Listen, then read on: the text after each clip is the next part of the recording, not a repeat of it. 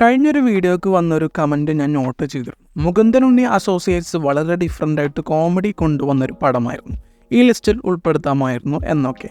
അങ്ങനെ ഒരു വീഡിയോയുടെ ജസ്റ്റ് ഒരു പാർട്ടായിട്ട് മാത്രം ഞാൻ സംസാരിക്കേണ്ട സിനിമയല്ല ഇത്, അതുകൊണ്ടാണ് ഇങ്ങനത്തെ ഒരു video. So let's get started. Screen play നന്നായാൽ സിനിമയ്ക്ക് ബാക്കി എന്ത് പോരായ്മകൾ ഉണ്ടായാലും ആ സിനിമയെ ജീവനോടെ നിലനിർത്തുന്ന ഫാക്ടർ ആ സിനിമയുടെ സ്ക്രീൻ റൈറ്റിംഗ് തന്നെയായിരിക്കും. ഒരു നല്ല സ്ക്രീൻ പ്ലേ എന്നത് ഒരു സിനിമയ്ക്ക് വേണ്ട ഒരു പ്രൈമറി ഡിമാൻഡാണ്. പക്ഷേ എനിക്കതിൻ്റെ സ്ക്രീൻ പ്ലേ കോപ്പി കിട്ടിയാൽ നന്നായിരിക്കും എന്ന് തോന്നിക്കുന്ന വിധത്തിൽ ഒരു നിയർ പെർഫെക്ഷൻ രീതിയിലുള്ള സ്ക്രീൻ പ്ലേ ചെയ്യുന്നത് അത്ര എളുപ്പമുള്ള പരിപാടിയല്ല.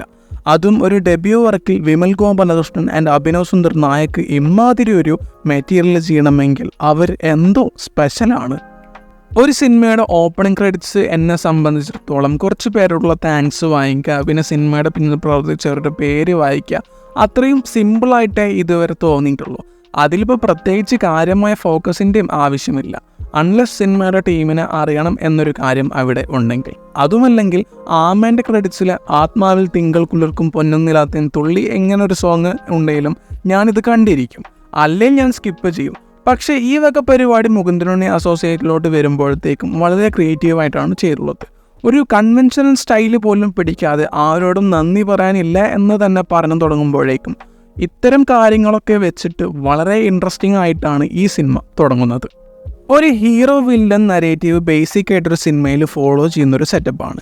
ഇതിപ്പോൾ വില്ലൻ എത്ര ടെറിഫയിങ് ആയാലും എത്ര ഡോമിനേറ്റിംഗ് ആയാൽ പോലും ഒരു നേരിയ ആശ്വാസത്തിന് ഒരു നായകൻ ഒരു ഹീറോ ക്യാരക്ടർ പ്രൊട്ടാഗണിസ്റ്റ് ആയിട്ട് ഉണ്ടല്ലോ എന്നുള്ളതൊരു സിനിമയുടെ റിലീഫാണ്.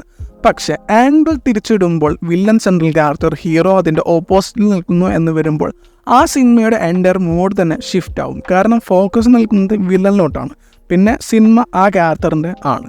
പക്ഷേ ഇതിലും പേടിപ്പെടുത്തുന്ന ഒരു സംഭവമാണ് അത്തരം ഈവിൾ സൈഡിൽ നിൽക്കുന്ന ഒരു സെൻട്രൽ ക്യാരക്ടറിൻ്റെ ഓപ്പോസിറ്റ് എന്ന് പറയാൻ ശക്തമായിട്ട് ആരുമില്ല എന്ന് പറയുമ്പോൾ അതാണ് മുകുന്ദൻ ഉണ്ണി. സിനിമയിലെ മുകുന്ദൻ ഉണ്ണിയുടെ 30 വയസ്സിന് മുന്നേ സക്സസ്ഫുൾ ആയിരിക്കണം എന്നുള്ള ഡയലോഗ് കേട്ടപ്പോൾ ഇത് ഞാനല്ലേ എന്നാണ് ഞാൻ ആദ്യം കരുതിയത്. പക്ഷേ പിന്നീടുള്ള ഇവൻറ്റ്സ് കണ്ടപ്പോൾ ഇത് ഞാനല്ല എന്ന തിരിച്ചറിവ് എനിക്ക് വന്നു. ഇതിപ്പോൾ എന്ത് ടൈപ്പ് സിനിമയാണെങ്കിലും ആ സിനിമയിൽ നിന്ന് കിട്ടുന്ന ഹൈ തന്നെയാണ് എനിക്കെപ്പോഴും പ്രധാനം. പക്ഷേ മുകുന്ദൻ ഉണ്ണി അസോസിയേറ്റ്സ് എന്ന് പറഞ്ഞാൽ ഓവർ സ്പീഡിൽ പോകുന്നൊരു കാറിൻ്റെ പോലെയാണ്. സ്പീഡ് കയറി സ്പീഡോമീറ്റർ വരെ അടിച്ചു പോകത്തക്ക രീതിയിലുള്ളൊരു തരം വർക്ക്. നോർമലി ഒരു 4 സ്റ്റാർ വർത്തി സിനിമകൾ കാണുമ്പോൾ എനിക്ക് സന്തോഷമാണ്. പക്ഷേ അതിൻ്റെ മുകളിലോട്ടൊരു സിനിമ എന്ന് പറഞ്ഞാൽ എനിക്ക് എക്സൈറ്റ്മെൻറ്റ് കയറിയിട്ട് ഒരു തരം ഇൻസൈൻ ആവുന്ന പോലത്തെ ഒരു അനുഭവം ആവും. മുകുന്ദൻ ഉണ്ണി എനിക്ക് അങ്ങനത്തെ ഒരു സിനിമയാണ്, ക്ലോസ് ടു പെർഫെക്ഷൻ എന്നൊക്കെ പറയുന്ന പോലത്തെ ഒരു സിനിമ. മുകുന്ദൻ ഉണ്ണിയുടെ ലോകം തന്നെയാണ് ഈ സിനിമയുടെ ഹൈലൈറ്റ്. അയാൾ ഈവിളാണെങ്കിലും ചുറ്റുമുള്ളവർ അത്ര നല്ലവുള്ളതൊന്നുമല്ല.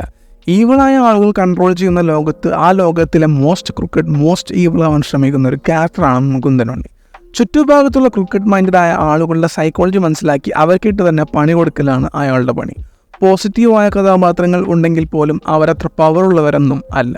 അതാണ് ഞാൻ നേരത്തെ പറഞ്ഞത്. ഒരു ഓപ്പോസിറ്റ് എന്ന് പറയത്തക്ക ആളുകൾ ഇല്ലാതെ വരുമ്പോൾ മുകുന്ദൻ ഉണ്ണി പിന്നെയും ഒരു ഡെവിൾ ഇൻ ദ ഡിസ്ഗൈസ് ആയിട്ട് മാറുന്നുണ്ട്. കോമ്പറ്റീഷനിൽ വരുന്ന ക്യാരക്ടേഴ്സ് വന്നാലും തൻ്റെ മുകളിലോട്ട് പോകാൻ സമ്മതിക്കില്ല. അങ്ങനെ സംഭവിച്ചാൽ പിന്നെ അവർ ഡെഡാണ്. ഈ സിനിമയെക്കുറിച്ചിട്ടുള്ള നിങ്ങളുടെ അഭിപ്രായം കമൻറ്റ് സെക്ഷനിൽ പറയുക. മറ്റൊരു വീഡിയോ ആയിട്ട് പിന്നെ വരാം. Bye guys.